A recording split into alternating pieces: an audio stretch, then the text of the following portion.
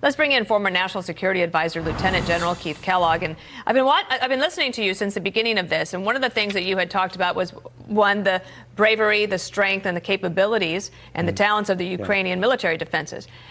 Now we're turning to looking at what is happening within the Russian forces. Here's a senior, unnamed senior defense official, says some of their soldiers in Russia are suffering from frostbite because they lack the appropriate cold weather gear for the environment that they're in addition to food and fuel, even in terms of personal equipment for some of their troops, they're having trouble. Are you hearing the same? Yeah, Dana, thanks for having me this morning. Look, there's two parts to this. One is morale of the forces that you see, and you're seeing really the Ukrainians are fighting for something.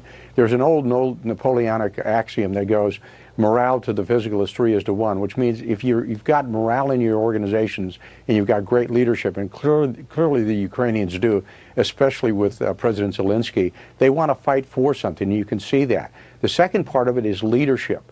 And it's clear that the leadership of the Russians are not providing the troops the support they need. When it comes, you see troops foraging for food, going into stores and taking food. These are their frontline units. Don't let anybody tell you they're not. He's thrown the best he's had. Putin's thrown the best he's had at it, and they're failing. And the longer this goes, the worse it is for them, because like any military organization, as you extend in time, as each day goes by, it gets harder and harder. I mean, it gets cold, you get tired, you get hungry, and you're seeing that. And clearly, the Ukrainians are fighting for something, and the Russians are probably questioning right now what they're fighting for.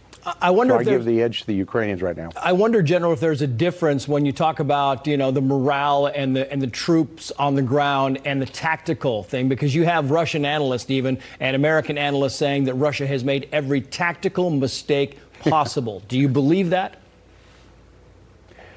Trace, not only have they made tactical mistakes, they've made a strategic mistake, they've been operational, they made tactical. What I mean by that, very simply, strategic mistake is they didn't go for the capital, Kyiv, and take out the government. They had 3 to 5 major assaults, not coordinated at all. So that was a strategic error.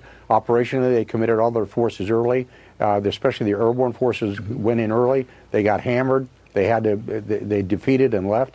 And then on the tactical level, their troops are just not organized, and they're starting you see the fragmentation of it. I mean, all this is edging towards the Ukrainians. Now, over time, look, the Russians outnumber them almost 9 to 10 to 1, so just mass does apply. But right now, they're stalled out, and I give the edge right now to the Ukrainians. That's what should concern Putin. And my concern with Putin is what is he going to do next when he sees this whole offensive stall out, which it is.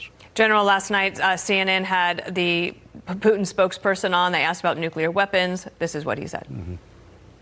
And I want to know whether you are convinced or confident that your boss will not use that option. Well, we have a concept of domestic security for nuclear arms to be used.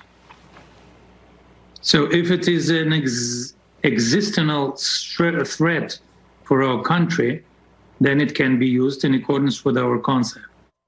All right, General, let's get your thoughts on that. I think that in some ways the story was quite overwritten. You would imagine that they would say everything's on the table, just as others would say if their country was in a similar situation. I just don't think that any leader would ever say something is completely off the table.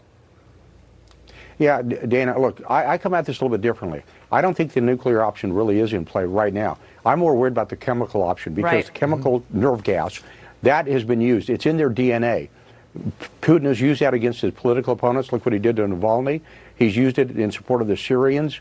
And remember back in 2012 and 13, when President Obama, with Vice President Biden there, drew a red line when on nerve gas used in Syria. They violated the red line. We did nothing. He killed over 1,000 people in Damascus using nerve gas, using sarin nerve gas. Fast forward to 2017, when that happened on President Trump's watch in April, on a much smaller scale, killed about 100. We hammered them with 60 TLAMs. And I remember sitting in the Situation Room and also in the Oval Office when that went in. In fact, President Trump at the time said we ought to put one through the front door of the Russian commander sitting on that airfield, and probably one through President Assad's front door as well.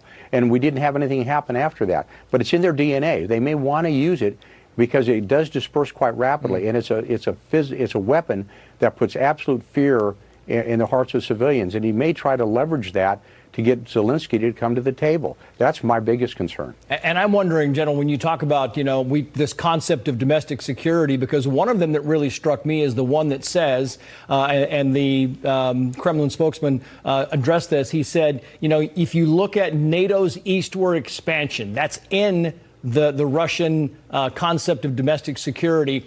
And if NATO peacekeeping troops go in there, that could be considered the same, NATO troops. Yeah, Trace, we need to stop reacting to Putin.